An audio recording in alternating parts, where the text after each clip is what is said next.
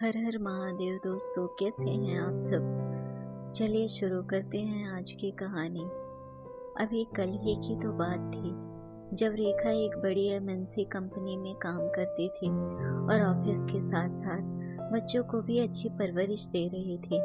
रेखा की जॉब के चर्चे सारे लोग करते थे कि वो कितने अच्छे तरीके से सब बैलेंस करती है।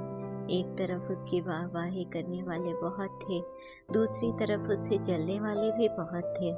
रेखा को किसी से कोई मतलब नहीं था। वो एक साधारण विचारों वाली लड़की थी।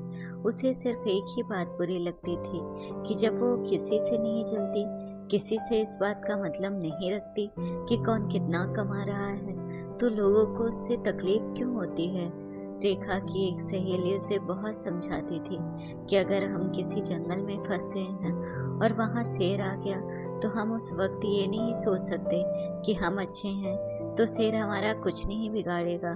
सपना, जो रेखा की सहेली थी, उसको बहुत समझाती थी कि ये समाज की रीत है, किसी को खुद कुछ नहीं करना लेकिन दूसरा जो कर रहा है उससे दुखी होना है। ऐसे में ये सोचना कि हम तो अच्छे हैं, हमारे साथ कोई क्यों बुरा करेगा, शायद शेर वाली बात पर फिट बैठता है। रेखा और सपना आखिर में एक गाना गुनगुनाते हैं कि कुछ तो लोग कहेंगे, लोगों का काम है कहना। एक दिन सपना और रेखा एक साथ बाजार जा रहे थे तो पीछे से आवाज आई, अरे रेखा, ऑफिस से आते ही घूमने निकल पड़ी। जरा बच्चों का भी ख्याल करो, तुम सारा दिन तो ऑफिस होती हो, कम से कम शाम के वक्त तो बच्चों को समय दे दिया करो।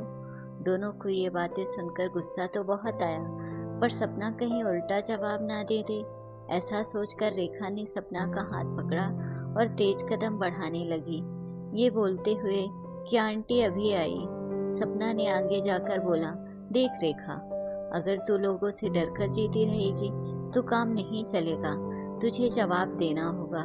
जिन आंटी को तेरे बच्चों पर बहुत तरस आ रहा था, उनके खुद के बच्चे सारा दिन मोबाइल देखते हैं और वो किटी पार्टी में मंगने रहती हैं।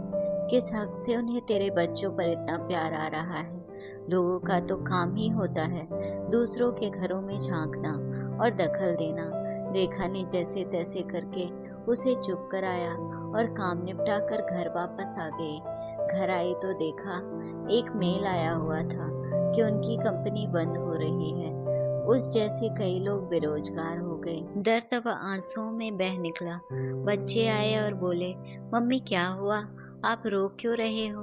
रेखा कुछ नहीं बोल पाई और उस आंटी के शब्द अब सुई जैसे चुभ रहे थे।